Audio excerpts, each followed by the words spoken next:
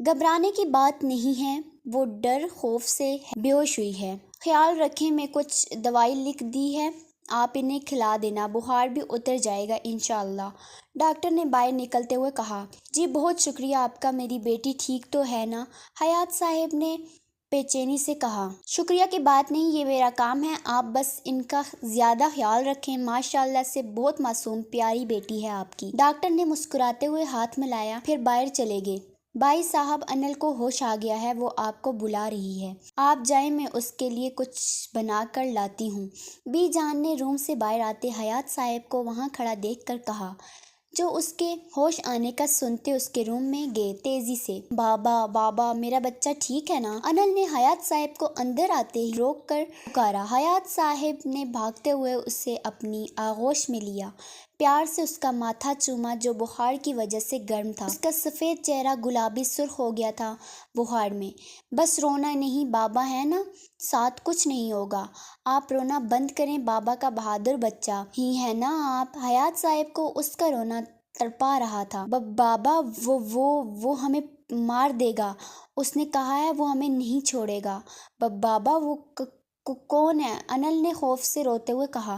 کچھ نہیں ہوگا، میرے بچے کو بابا ہے نا ساتھ، کوئی بھی آپ کو ہاتھ نہیں لگا سکتا، ہم اپنے بچے کو کچھ نہیں ہونے دیں گے، بابا پر یقین ہے نا؟ حیات صاحب کے سمجھانے پر اس نے سر ہلایا۔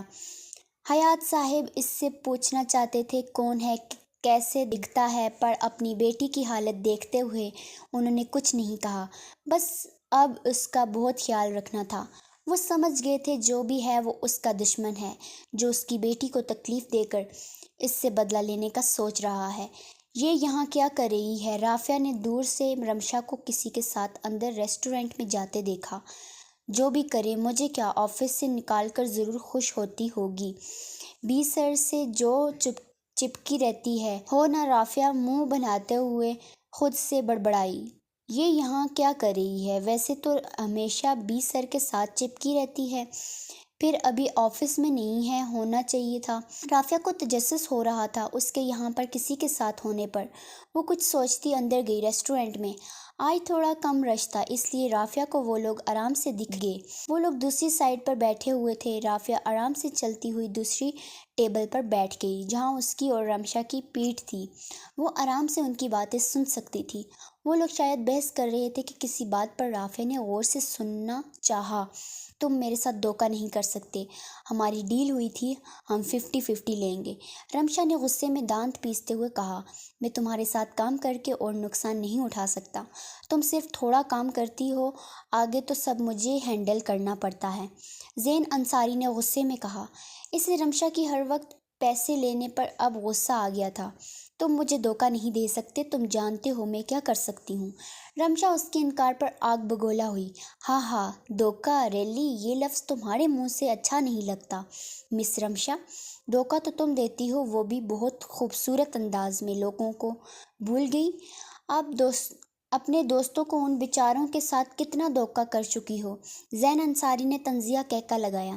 تم جانتے ہو یہ سب میں نے تمہاری بس تم بہت بار سن چکا ہوں، محبت، اف، یہ لفظ نہ بہت ہی زہر لگتا ہے، تم جانتی ہو مجھے، اور مجھے صرف خوبصورتی اٹریکٹ کرتی ہے، زین نے اسے دیکھتے ناگواری سے کہا۔ رمشا دیکھنے میں بہت خوبصورت تھی، اس کا سٹائل، ماڈلنگ زین کو اچھا لگتا تھا، تبھی سے وہ اس کو اپنے جال میں پھنسا چکا تھا، پر رمشا کو اس سے محبت ہو گئی تھی، اسی بات سے زین فائدہ اٹھاتا تھا۔ تم میرے ساتھ ایسا نہیں کر سکتے زین انصاری، تمہارے لیے میں نے بیراج شیرازی کی ڈیزائن چوری کی اور تمہیں دی، تم میرے محبت کا یہ صلہ دے رہے ہو؟ رمشا غصے میں چیخی۔ رافعہ جو کب سے ان کی باتوں پر صدمے میں تھی، اس کی آخری بات چوری پر شاک میں آ گیا۔ اسے یقین نہیں ہوا یہ سب اس نے کیا ہے، وہ لوگ کتنا ٹرسٹ کرتے تھے اس پر۔ وہ مزید کچھ نہیں سن سکی، اس نے جلدی سے موبائل کی ریکارڈنگ آف کی اور باہر کی جانب بھاگی۔ آنسو اس کی آنکھوں سے بہہ رہے تھے، شاید اس ظالم کو یاد کرتے، یا اپنی بے گناہی کا ثبوت تھا اس کے پاس۔ ہاں اٹھو، اپن کو بھوک لگی ہے، اضافہ کب سے حنان کو جگا رہی تھی، پر وہ تو گھوڑے گدھے بیچ کر سو رہا تھا اپنی میٹھی نیند میں۔